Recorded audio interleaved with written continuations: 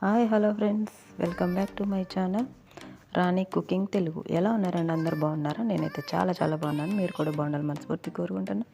ఈరోజు మనం శ్రీరామనవమి స్పెషల్గా పులిహోర చేయబోతున్నాం. ఈ పులిహోర అనేది చాలా స్పెషల్ అండి. గుళ్ళో దొరికే ప్రసాదం లాగా ఉంటుంది. చాలా చాలా బాగుంటుంది. శ్రీరామనవమికి మా ఊర్లో గుడి దగ్గర చేస్తారనమాట. చాలా బాగుంటుంది. ఫస్ట్ టైం చూస్తూ ఉంటే కనుక మన ఛానల్ని సబ్స్క్రైబ్ చేసుకోండి. మంచి మంచి వంటలతో అయితే మేము ముందుకు వచ్చేసి ఇప్పుడైతే ఒక 2 రెమ్మలు కరివేపాకు శుభ్రంగా కడుక్కున్న కళాయిలు వేసుకొని ఆ వాటర్ అంతా పోయే వరకు వేపుకోవాలి. తర్వాత ఒక ఎండుమిర్చి, నువ్వులు, ధనియాలు, కొంచెం జీలకర్ర వేసి బాగా వేపుకోవాలన్నమాట. ఈ పొడి అనేది మనకి ఈ పులిహోరకి కమ్మదనాన్ని తీసుకొస్తుంది అనమాట. మంచి ఫ్లేవర్ని తీసుకొస్తుంది. మీరు ఎప్పుడైనా ఫస్ట్ టైం చేస్తూ ఉంటే కనుక ఇలాగా ఈ పొడి ఒకసారి వేసి ట్రై చేయండి, చాలా బాగుంటుంది. ఇదైతే మనకి కలర్ చేంజ్ అయ్యే వరకు వేపుకోవాలన్నమాట. సన్న మంట మీద పెట్టి వేపుకోవాలి, లేదంటే మాడిపోతుంది, మీకు తెలిసిందే కదా. ఇప్పుడైతే చింతపండు, నేను అన్నం 1 కేజీ తీసుకున్నా, దానికి తగ్గట్టు చింతపండు తీసుకున్నా. మీరు ఎక్కువ తక్కువ తీసుకుంటే కనుక చూసుకొని పులుపుకి తగ్గట్టు వేసుకోండి. ఇప్పుడైతే చింతపండు నానబెట్టుకున్న ముందు అది ఒక కళాయిలో వేసి ఆ నానబెట్టిన వాటర్ కూడా ఇందులో వేసేసి బాగా ఉడికించుకోవాలన్నమాట. చింతపండుని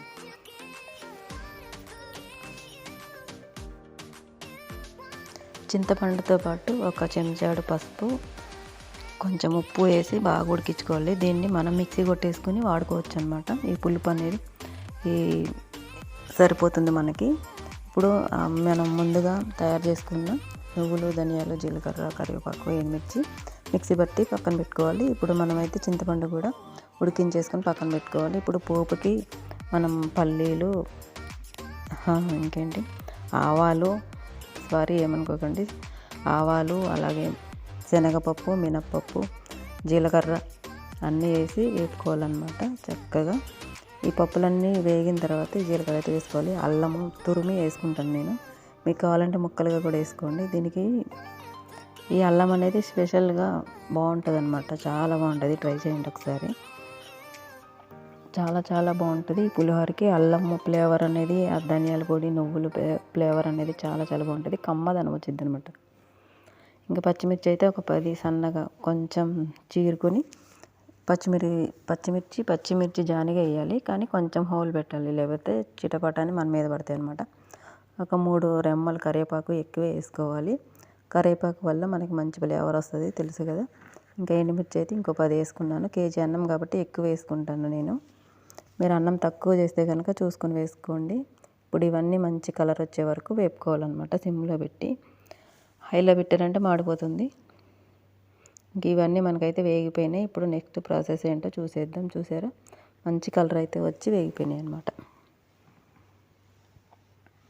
ఇలా వేగిన తర్వాత మనం పసుపు వేసుకోవాలి. పులిహోరకి తగ్గట్టుగా పసుపు వేసుకోవాలి, లేదంటే కొన్ని పసుపులు బాగా కలర్ వస్తే, కొన్ని కలర్ రావన్నమాట.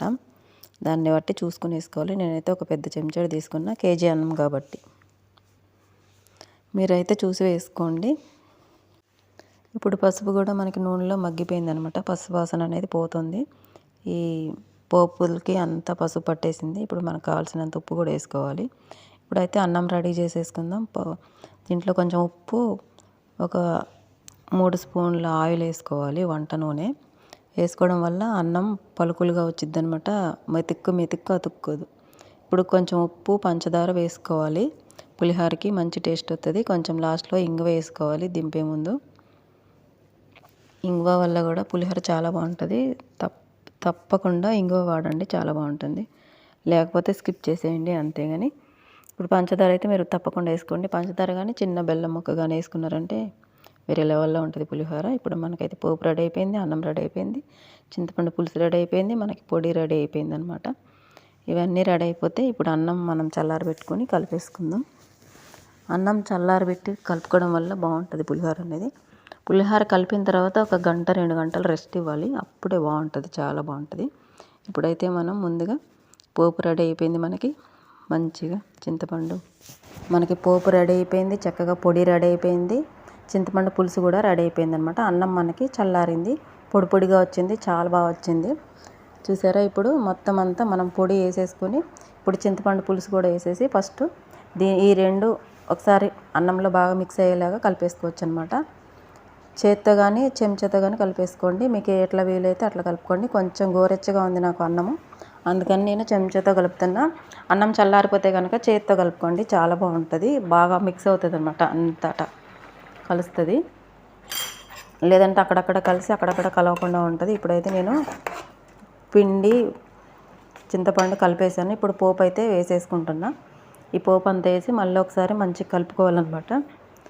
వీడియోలో మీకు అలా కనిపిస్తుంది కానీ బయట అయితే చాలా బాగుంది ఫ్రెండ్స్. కలర్ అయితే సూపర్గా ఉంది. ఇంకా ఈ పులిహోర తింటే కనుక మీరు ఇంకా వేరే ఏ పులిహోర చేసుకోరు. ఖచ్చితంగా చేసుకొని తినండి. ఒకసారి శ్రీరామనవమికి ట్రై చేయండి, చాలా చాలా బాగుంటుంది. ఇంకా ఊర్లో అందరికీ పంచవచ్చు, ఇంటి పక్కన వాళ్ళకి పంచవచ్చు, గుడి దగ్గరికి తీసుకెళ్ళొచ్చు. అంత బాగుంటుంది. గుళ్ళో ప్రసాదంతో సమానంగా ఉంటుంది అనమాట, అంత బాగుంటుంది. ఒకసారి ట్రై చేయండి. దేవుడి దగ్గర పెడితే ఏదైనా చాలా బాగుంటుంది కదా, ఇది కూడా అలాగే వచ్చింది. ఒకసారి ట్రై చేసి చూడండి, ఎలా వచ్చిందో నాకు కామెంట్ చేయండి. మన ఛానల్ సబ్స్క్రైబ్ చేసుకోండి, లైక్ చేయండి, షేర్ చేయండి, కామెంట్ కూడా చేసేయండి. పక్కనే ఉన్న గంట సింబల్ని బాగా కొట్టండి, అప్పుడు నేను చేసిన ప్రతి వీడియో మీ దాకా వస్తుంది. ఇంకా ఈ అన్నం అయితే పులిహోర చేసిన ఒక్క రోజులో 2-3 సార్లు తిన్నారనమాట. అంత బాగుంది పులిహోర అనేది. దీంట్లో మళ్ళీ ఏమీ వేసుకోకుండానే చక్కగా తినేశారు. పులిహోర చాలా బాగుంది, చాలా బాగుంది, కమ్మగా ఉంది అనేసి ఇంట్లో వాళ్ళందరూ. అంత బాగుంటుంది. మరి మీరు ట్రై చేసి మీ ఇంట్లో వాళ్ళ మెప్పు, ఊర్లో వాళ్ళ మెప్పు, అందరి మెప్పు పొందొచ్చు అనమాట. గుడికి ప్రసాదంగా కూడా తీసుకెళ్ళొచ్చు, చాలా బాగుంటుంది. ఏం మాత్రం డౌట్ పడకుండా ఈ పులిహోర అయితే నేను చెప్పిన కొలతలతో చేశారంటే చక్కగా మీరు భయపడకుండా తీసుకెళ్ళిపోవచ్చు గుడికి. కొంతమంది గుడికి ఏమైనా వండుకొని తీసుకెళ్ళాలంటే భయపడతా ఉంటారు, అందరికి పంచిపెట్టాలంటే ఎలా వస్తుంది ఏంటి అనేసి. ఒకసారి ట్రై చేయండి, నచ్చితే లైక్ చేయండి.